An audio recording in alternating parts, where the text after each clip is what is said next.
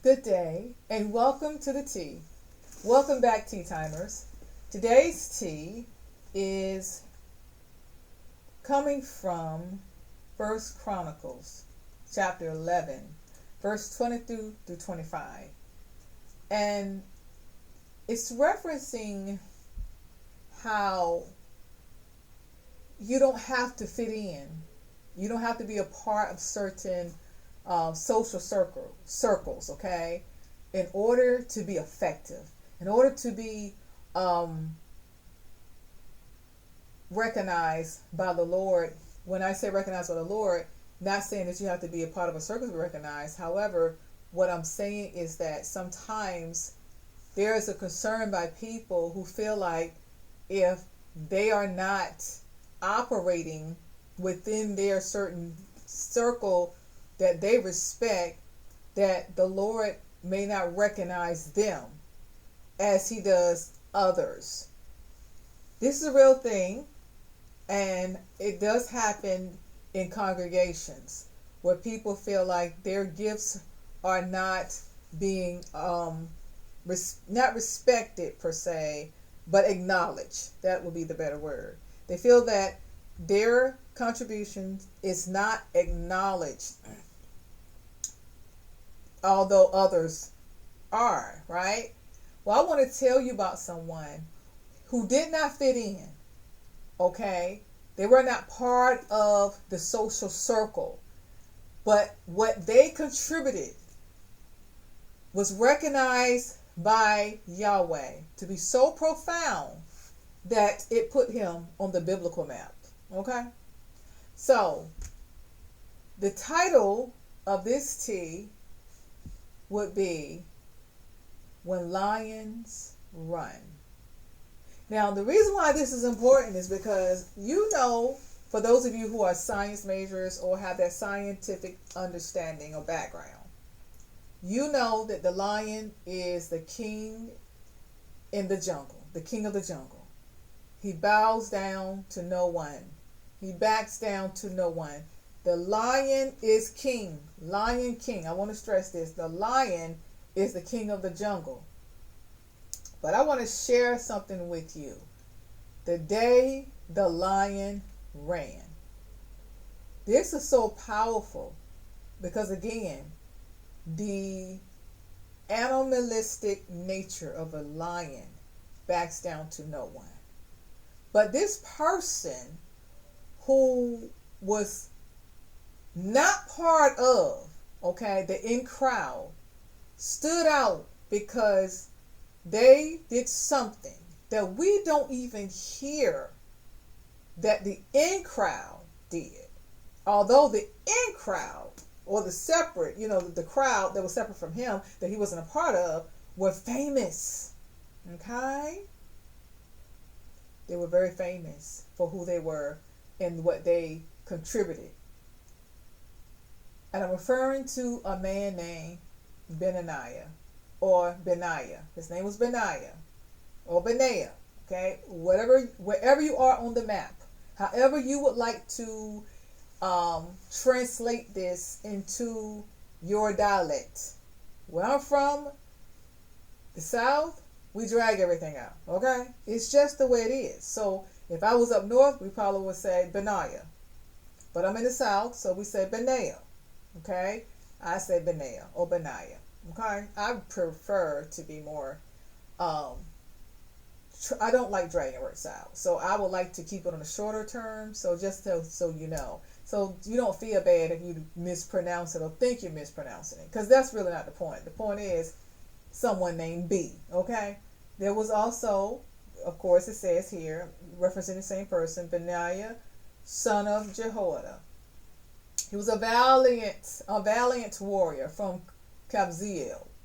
He did many heroic deeds, which included killing 2 champions of Moab. Another time, on a snowy day, he chased a lion down into a pit and killed it. Now, first of all, if you're paying attention, you would be able to quickly come to the conclusion of how interesting it was for him to be running in the snow. Okay? Now, I'm not sure of their gear at that time. I wasn't there. But we know we have snow boots. I'm not sure what they had, okay, in the snow. I'm assuming based on um, they survived, okay, during that time. They had to have something to keep them warm, so they had probably had their snow. If they had snow boots, their snow boots was probably much better than the quality of what we have today. Okay, so keep that in mind though. So snow boots are not lightweight. Last time I checked, they're kind of heavy. So can you imagine anyone running in some snow with some snow boots on, chasing a lion? Now, doesn't that sound weird? You would think that would be the other way around, right? Normally the lion would be chasing a person, right? No, the person was chasing a lion. Well, oh my goodness. Now, this was a kid's story. I would be referencing Simba, okay? I would be like, Simba got scared and ran from a human. But this is not that story. So, no, I'm not, this is not for kids, okay? So, getting back, but I just wanted to bring the picture to you so you can understand, because that's kind of interesting.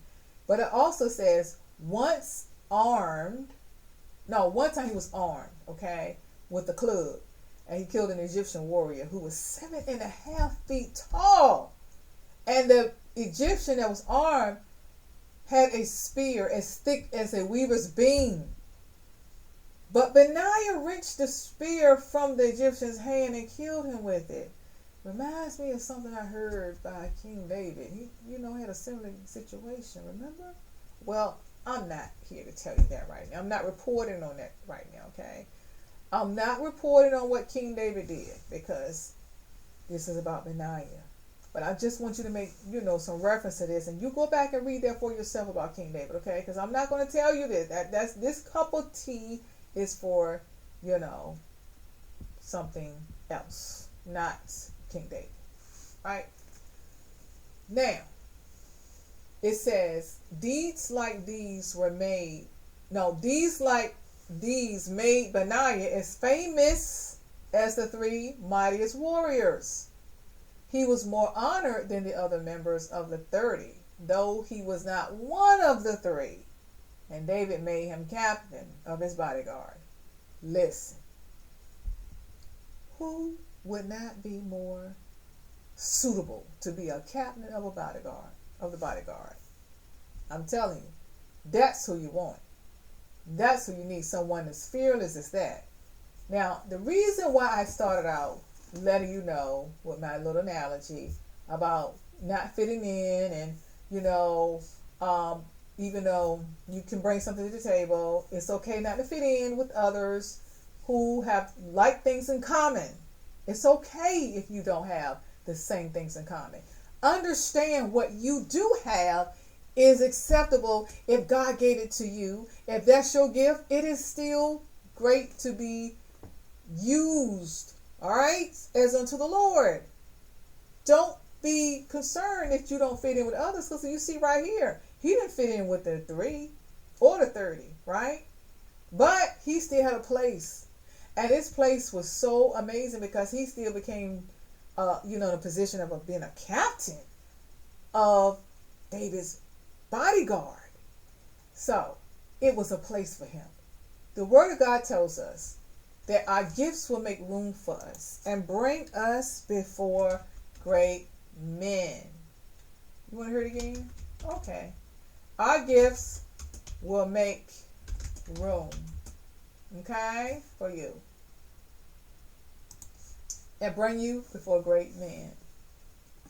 Proverbs 18:16. You need to know this, because you might be one of those who felt like your contributions were not as great as others. But see, when it comes to kingdom work, there's no comparison. Not in the kingdom, not in God's kingdom. See, when you're in this world as a follower of Jesus, you're not of the secular world. You are a citizen of his world and a citizen of this world. So that makes you a dual citizen. A dual citizen, okay, that's in this world and of the kingdom of the Lord, it's a whole different situation. You don't compare, okay? You just do your part.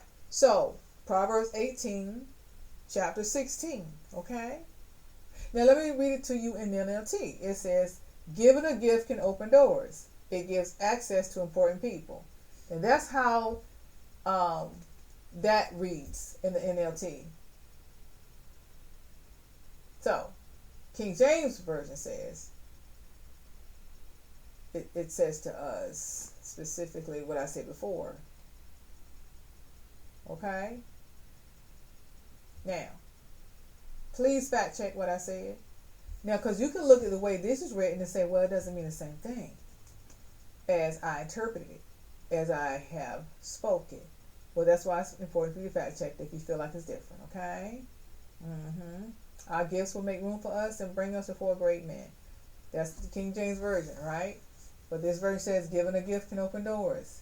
It gives access to important people. Now, that's why it's good to read the version of the location that you are from, because it should be the same understanding and same interpretation. Okay? All right. So, don't forget, King James Version, a man's gift make room for him and bring him before great people. Okay? Or great men, and it's specifically said. But it means the same thing. I hope these words have found you well. Well, I hope this tea have found you well. Okay? I hope you enjoyed the cup. Please, just let me know. Put a comment, say, enjoyed the